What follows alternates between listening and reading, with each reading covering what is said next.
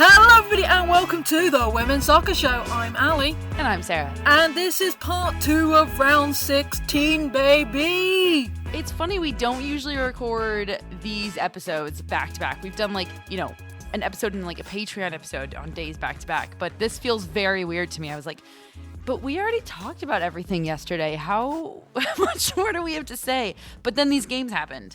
So for everybody listening, I would advise go listen to part 1 first and then go check this one out.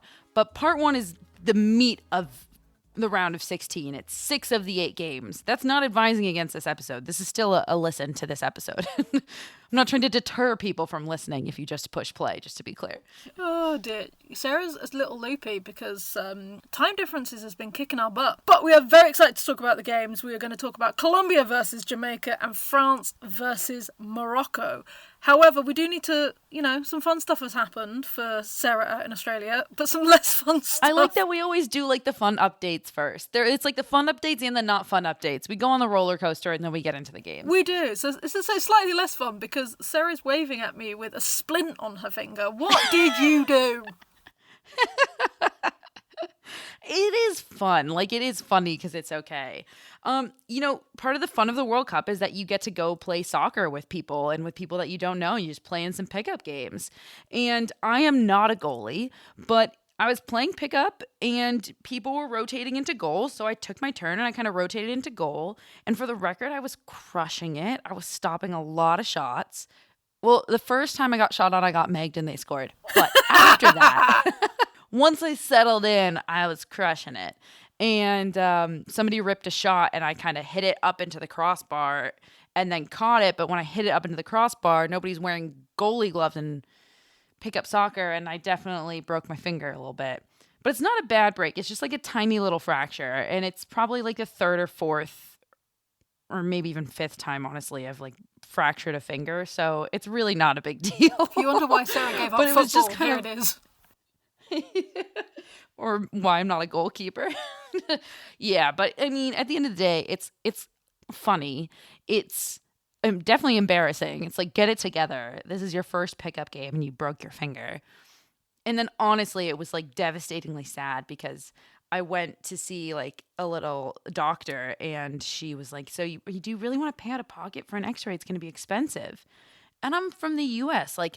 The medical system is very expensive. And so I was thinking to myself, oh my God, this is going to be what over on me, 400, 500. I'm not going to go get an x-ray for that. God, no. So I was what is it? And it was the equivalent of $45 US. Oh, American health system.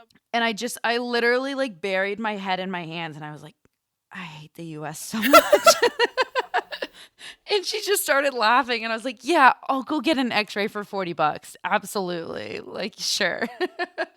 Oh, mate, that's hilarious. But I'm doing good, everybody, and this will not stop me. I will continue to play pickup soccer.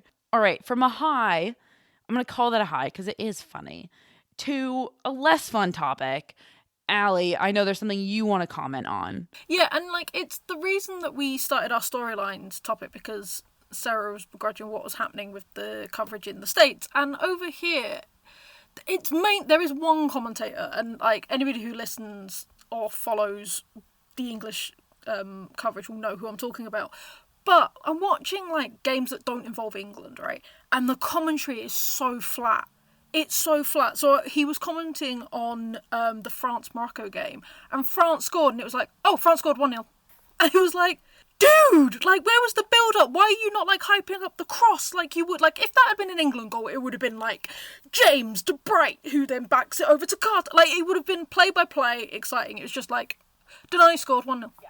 And I want to back you up on this, on how bad it is that it is worth mentioning, because I saw a tweet that was definitely somebody in the UK who tweeted something kind of complaining about this guy, and it was a video of their laptop, so I could actually see the video because, geo blocks and everything like that, but it was a video of the laptop, so I could actually see the video. And when I read the caption, I was how bad could it really be?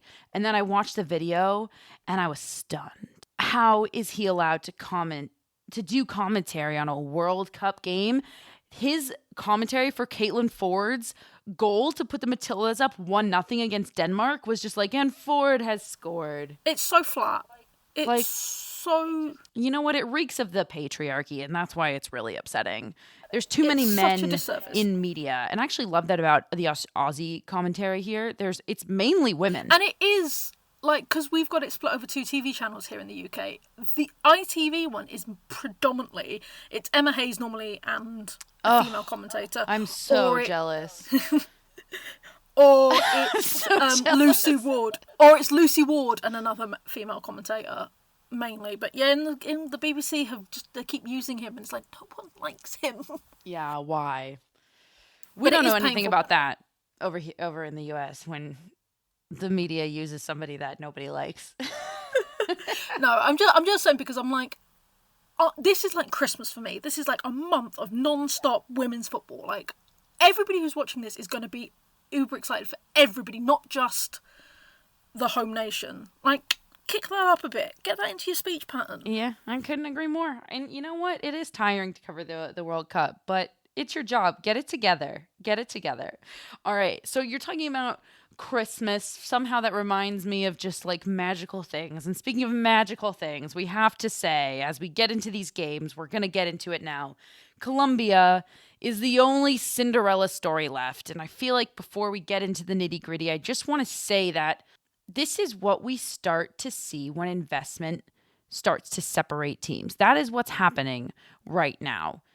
Fitness, training, just being able to train year round, having more time with the team, literally fitness levels, everything is a factor. And this is the moment where that is part of what's going to separate the teams in this part of the tournament. So the first game we are covering is Colombia versus Jamaica. For those who don't want to know the scoreline, plug your fingers in your ears now. If you don't want to know the scoreline, you should not be listening to this right now. Go watch the game and then turn this on. Yeah, so Colombia took it 1-0. And I have to say, this is probably one of the closest round of 16 matches that didn't go to penalties. I mean, it's funny. Like, that took me a while to process. Yeah, because I could see it in your face. You were like, "What? No, wait! Oh, wait a minute!" Because, apart from the 0-0s that ended up going to penalties, I think both teams had great shots. They had both had great shots. They were both there for each other, and it was literally just Colombia doing Colombia things, and they edged it on the day. It was an interesting game. I get what you're saying, though, because it was kind of like we had 3 that were just decided. We had the 2 Group A, Group C, and then the France game that we're about to talk about. And then we had 2 that were kind of like close but didn't go to pens, Australia, Denmark, and this one. And then the other ones went to pens. I think I'm counting that right. It's pretty late. If I'm not, please forgive me, everybody. But I get what you're saying. And this was an interesting game. It was a battle. And the funny thing is, I almost want to separate into halves, because the first half, I genuinely feel like there's hardly anything to talk about, because it was very chaotic, because both teams had each other's number and nobody could put anything together. Both teams were miscommunicating. It was really fun. I think the game we all expected for 90 minutes was what the second half was. Yeah, I completely agree. But before we get into the actual gameplay, we just want to remind you of what both these teams have gone through in order to get to this stage of the World Cup. So we're going to start with Colombia, and we talked about it in episode 5, but just to remind everybody that since 2015, players, families, trainers have all reported the disturbing cases of sexual assault and harassment and wage theft. Key players aren't on this team because they've spoken out and lost their jobs because they've spoken out.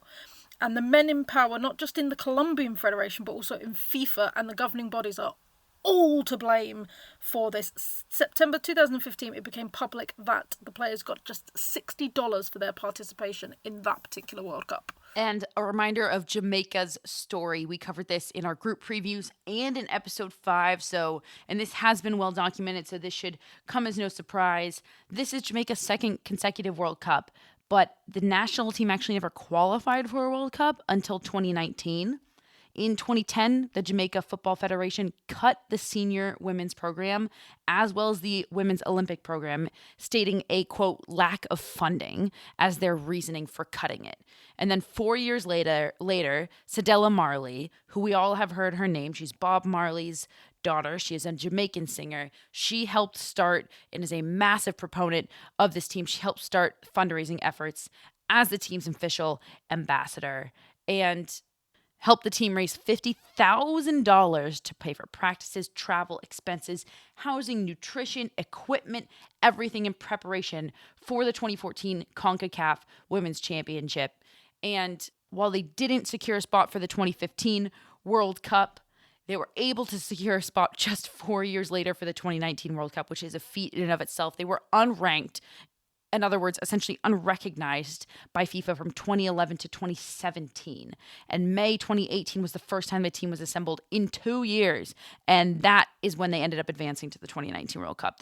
The adversity that both of these teams have faced is so upsetting, honestly. Yeah, no, 100%. So the fact that both here is huge, and we're going to keep saying it, and we'll keep saying it, is fund these teams. Amen. All right, let's talk about this game. And I want to talk about Colombia first. I spent a little bit of time in the Sydney Fan Fest for this game, which was packed with the Colombian fans, which should come as no surprise because we've all seen how they can turn up. And on that screen, that stadium looked absolutely bumping. And the love that they have for this team, and specifically the love that they have for Linda Caicedo, just makes my heart warm, I have to say. Yeah, she is something special, and as they said, that she's already made it to a quarterfinal. Like, she's played in 3 World Cups this year. Yeah, that is such a wild fact. So speaking of Linda Caicedo, let's start there because Colombia has some standout talent, and I think that standout talent really came through in this game. And I don't just want to call out Linda Caicedo because obviously we do, but we have to maybe start with Catalina Usme, who scored Colombia's singular goal and with possibly one of the most beautiful first touches I've ever seen in my life. Oh, it was so gorgeous. It was so gorgeous because I'm not going to lie, first half I don't want to say bored, but I'm like... No, you can say it. It wasn't a great half. You know, it was choppy. You know, like the ball kept going out of play like every 5 seconds, it felt, because it felt like everybody was not... They weren't comfortable. They weren't in. So, second half, that touch just sparked something for me because it was just beautiful. And we said how great Becky Spencer's been as a goalkeeper. She wasn't getting a hand to that.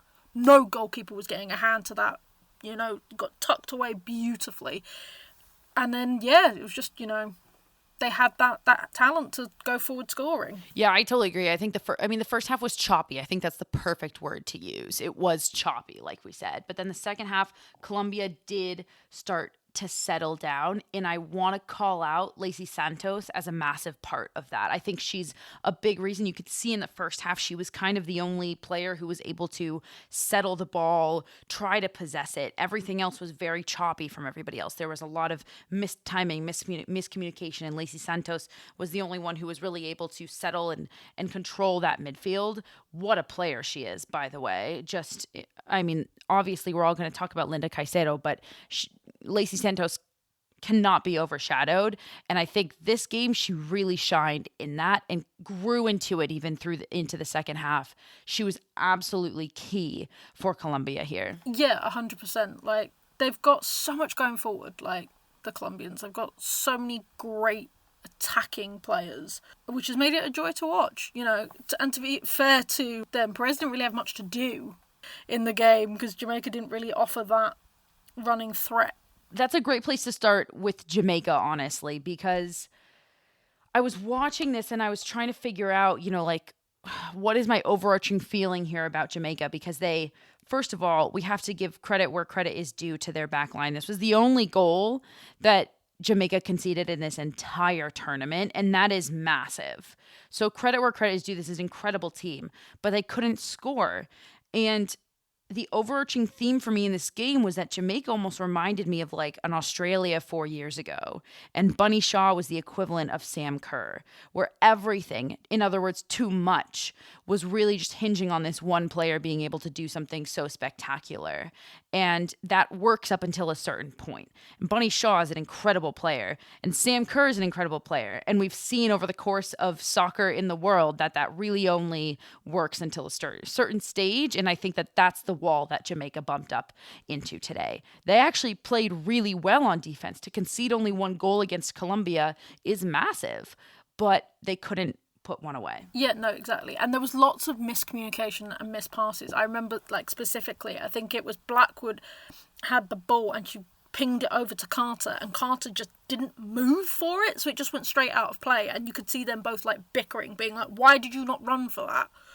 Because it was like, and it wasn't even like a hard ball, it was just a normal pass that just didn't quite. Struggling to find rhythm was a massive theme across both teams, but Colombia was the team that was able to figure it out more, and Jamaica just continued to struggle to find their rhythms. It was just an off day for them. I want to call it Drew Spence because I thought she was so key, so pivotal in possession. But like you said, it was just the communication, the rhythm across the field was really just off for them. But Drew Spence and Lacey Santos almost mirrored each other for me in this game in terms of what they were able to do for their team and providing that stable possession. So, a topic we have to mention on this game, because there was a lot of yellow cards. Now, this was quite a dangerous situation for either team that was going to progress in this, because they had the most on each list of players that could then not play in the quarters for picking up another yellow, because as we've discussed, they don't get scrubbed yet. So, Jamaica got 2. Now, I know you felt one was very deserved and one less so. So let's talk about the less so one first. Yeah, the less so one was absolutely the first one. I thought Chantel Swaby, the yellow card that she was awarded, was just, it was way too soft. It actually made me, and listen, if you're rooting for Colombia, please don't let this upset you, okay? It's part of the game, but it did upset me because I felt that Colombia was starting to flop a little bit and sell it too hard. Now, if you need to sell something, you need to sell something, but it was a little too extra. And I have this level of protection over the women's game because I just cannot stand that about the men's game, and I just cannot have it infiltrating the women's game. It will kill a part of my soul, I feel like. So when I started to see that, I got really frustrated. And I thought that Chantel Swaby was just a victim of a really good sell of a flop. Like, was it a foul? Yes. Was it a yellow? No, it was not. And then we go to Drew Spence, which... Yeah, that was deserved. Nobody. I was going to say, nobody can argue that. She literally dragged down. I was tweeting and I tweeted something about Swabies and I was like, that was not deserved. And I think Spence's yellow was just 5 minutes after, and I had to like quote tweet myself and be like, okay, but the second one absolutely was. Understood. At the end of the day, this was an even game. Like, if you look at the possession, it was 50-50, and that makes a lot of sense. Like we have been saying this whole time, it was a battle. It was choppy. These teams were fighting it out, and it was so fun to see these two teams come up against each other for part of the reason that we kicked this off with talking about their storylines, right, Allie? And I think everyone was just happy that no matter what, because of this matchup, we were going to have one of these teams in the quarterfinals. And that's fantastic. That's a big deal. I'll just stay on stats for a second because sometimes they do tell a story. Possession, 50%, 50%. Shots on target. Colombia had 3. Jamaica had 2. And I think that tells a lot. A lot of this game was played just like in the middle of the field, and these are two teams with strong defenses and good organization and smart tactics. And it was, you could tell it was a mental battle trying to figure out the other. And I'm so sad to see Jamaica go, but I hope that they hold their heads up high.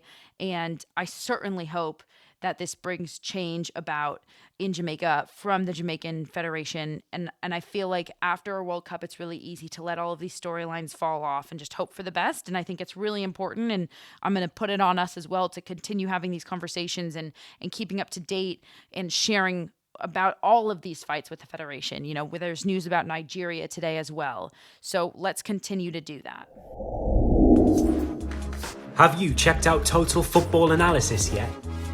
TotalFootballAnalysis.com provides researched analysis on loads of football games, including women's football.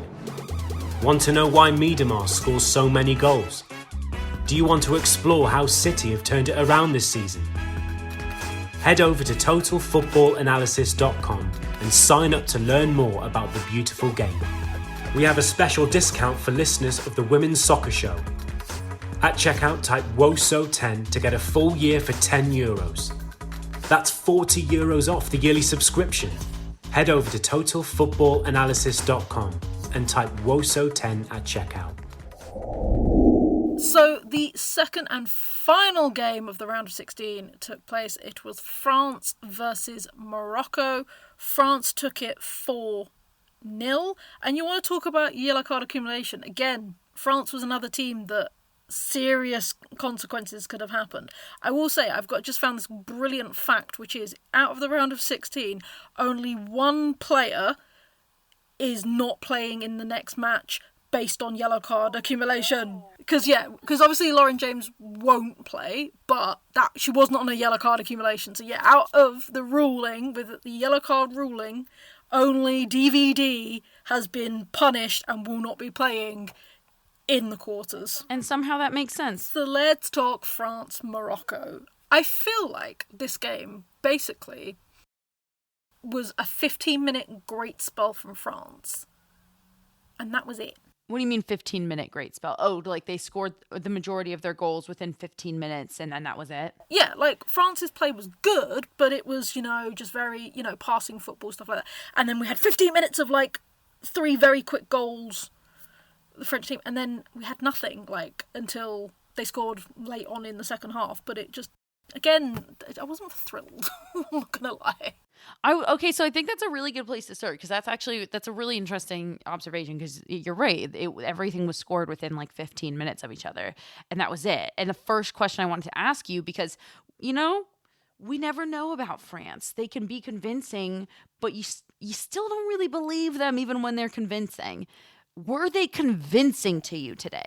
No, is the honest answer. No, they weren't. Like I said, they're great spell of pressure, and they were winning all of their 50-50s and everything else. But there was still something missing. There was still something that's not quite there for me. And we'll go onto it when we talk about the storylines. But they're going to play Australia next.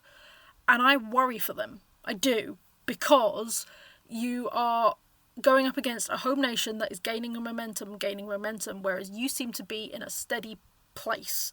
And it's been fine up until now because the teams you were playing hadn't quite hit your steady place, but Australia are there, if not higher than you. So no, in a very long-winded answer, I was not convinced by France despite the scoreline. Yeah, I was watching today and trying to figure it out, and the closest I could really come, because at the end of the day, they put 4 goals away. They were passing well, they were combining well. They didn't concede a goal, so why is there something left to be desired, right? Why are we even asking this right now? Because on paper, we shouldn't be. We should be saying, oh, they are flying into the quarterfinals. And the most I can really come to is that perhaps this is a team built around individual talent. And when put under pressure, it cracks. And then relying on the individual talent doesn't get them anywhere, and they can't combine because as a last resort, it's just all individual based. And I don't know if that's true. I think that we're going to figure out, we're going to find our answer about what is this France team really made of when they play Australia. I could not agree more. But their backline was not challenged today, and that, in my opinion, is probably their weakest spot. But let's start with the positives on France. Let's do France and then let's do Morocco, because we do have some positive things to say. Like I don't want people to feel like we're only just like dumping on France. No, and the right? thing is, I think they are getting back to their best. I think the biggest problem is they haven't had enough time with Renard the coach. Like if the Federation had pulled its finger out and had actually replaced Descartes earlier with Renard, then I think we would be seeing a France firing on all cylinders, because you can tell that the passion is back. It's just not quite hit yet. But they were great. I think that's a good point. Fun fact about Hervé Renard, he used to be the head coach of the men's Morocco national team, which I did not know. Learned that today on the broadcast, actually. Thank you to whoever's doing commentary in Australia. That was a super fun fact.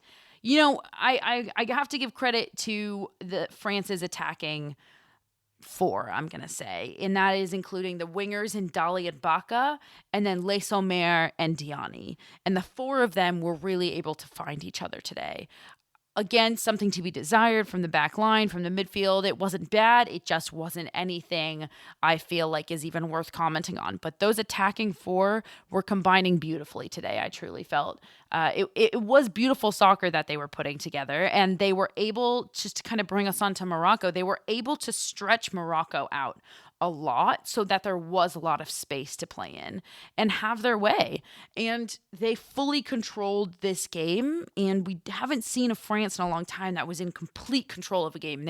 They were in complete control of this game, and we shouldn't just discount this, because Morocco is a solid team, so to stretch them to be in complete control like that, credit to France. Yeah, I will say you're talking about pulling apart players. The second goal, the Dali goal, is a great example of that, because she and Diani teamed up, and Diani's getting them to go one way, and then Dali's in, and then just absolutely smacks the ball. Morocco keeper has no hope whatsoever. And yeah, like you said, attacking wise, France it was beautiful, the way they were all playing together.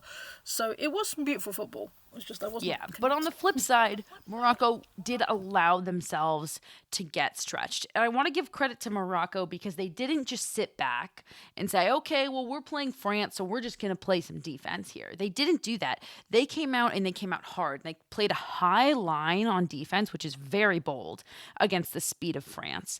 And not only that, but they played in an attacking formation, and they started high pressing up the field at France's defense. And I understand the tactics behind that. You're playing France, and if you go down early, as we saw, you're probably not going to claw back. So you want to come out hard, and you want to come out strong. And I think that's what Morocco wanted to do. But it ended up biting them in the butt, because that just stretched their lines, because their forward line were stepping so high. And then they got stretched wide from sideline to sideline. And when you're stretched wide and you're on defense, you're screwed. You need to be as compact as possible when you're on defense. And then along with that, like I just mentioned, that high line, Morocco does not have the speed in the back line to keep up with the speed that France has in their front line. Hardly anybody does, like Dali, Diani, though, they have speed on them.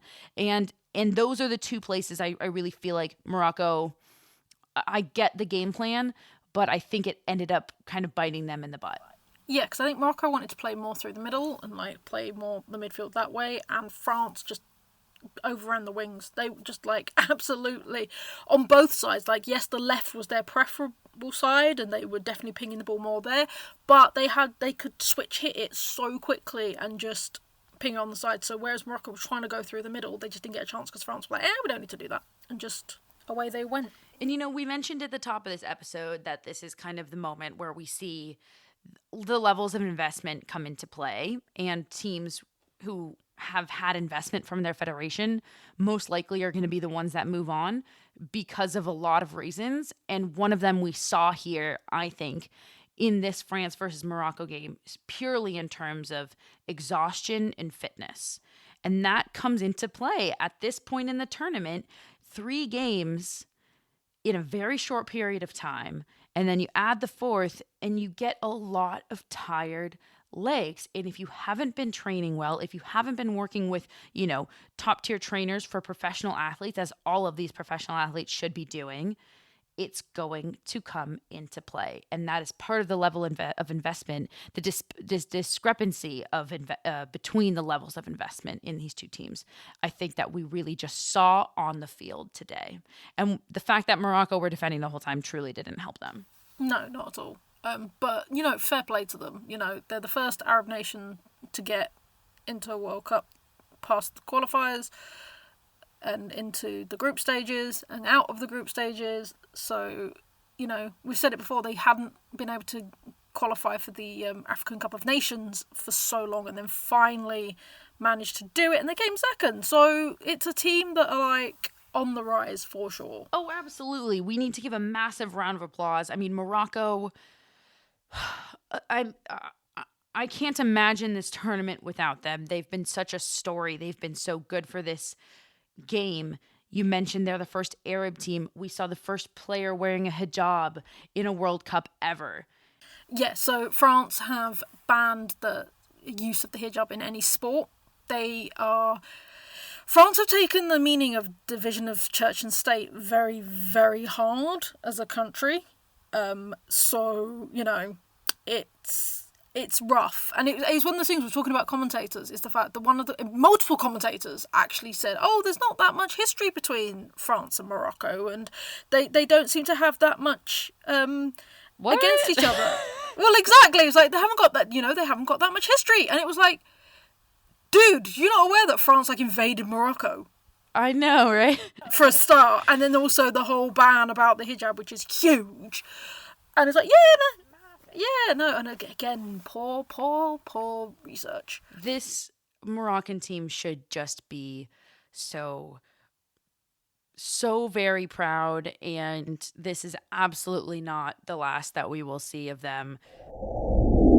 And finally, we are over to our new segment of our podcast for this tournament. This is our build-up segment. This is where we tell you the storylines of the teams that are about to play. And this is quarter-final storylines, my friend. This was born out of Fox Sports only previewing the USA, but now that the US are out, I wonder what they're going to do. All right, let's kick it off. Spain versus the Netherlands. Let's talk Spain first. You may find that hard to believe, but Spain has had the most meteoric rise in the world of women's soccer, and it all started with the investment at club level and Barcelona busting onto the scene in the 2020-2021 season of the Champions League. Nobody expected them to win. They were the underdogs, and they showed the world where Spain were headed on that international stage. But now, despite being favorites for the past couple of years, their tournament performance have left something to be desired. The headline of this team, sadly, of course, is their well-documented battle with their federation and coach, aka Daddy's boy, Jorge Vilda. If they win this game, it will be because of the players' talent and not because of the tactics from their coach. Now to their opponents, the Netherlands, 2019 runners-up, have now qualified in their group over former champions USA and won relatively comfortably versus South Africa. The Netherlands will, however, be missing key player in Danielle van der Donk, as she acquired her second yellow card in the round of 16 match. Despite winning 2-0, the Netherlands defence looked shaky in their previous game. We expect the Dutch to sit back on defence and allow Spain to have more possessions, so the defensive organisation is paramount. They will need to shore up their defensive 11 or they will be following in the US's footsteps. And the second game, over to Japan versus Sweden. Japan, arguably the strongest team in this tournament so far, has not shown many weak spots. We are waiting for the team that could possibly exploit them, whatever they are. So can Japan continue flying through this tournament, or will they face their toughest match yet? Japan have yet to be tested, as we said, and this could play a role for them as they have not found themselves in a close game yet. In fact, they have not even found themselves down in this tournament. If Japan does find themselves down in a close match, how will they react?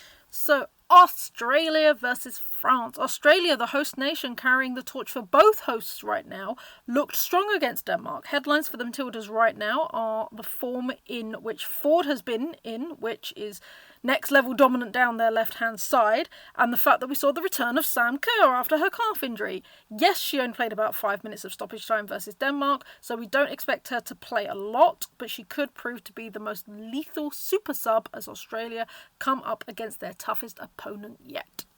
And France, with a convincing win over Morocco, France are now carrying momentum.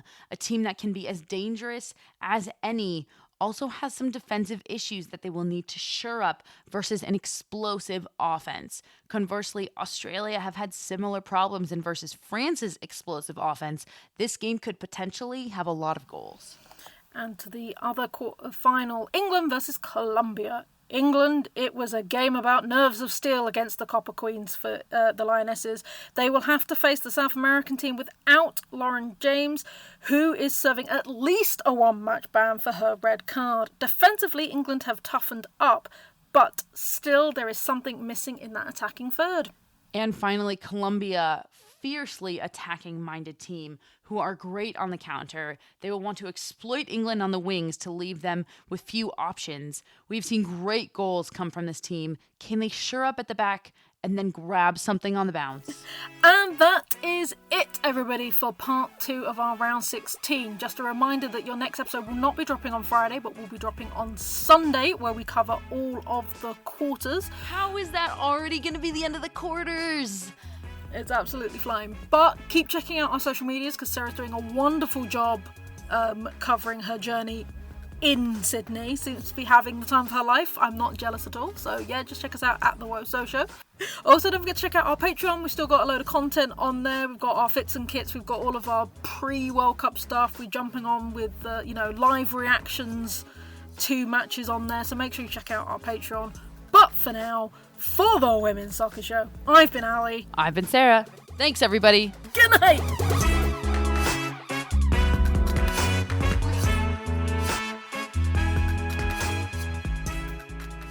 This podcast was edited by Monkey Hill Media. Visit monkeyhillmedia.com for more information.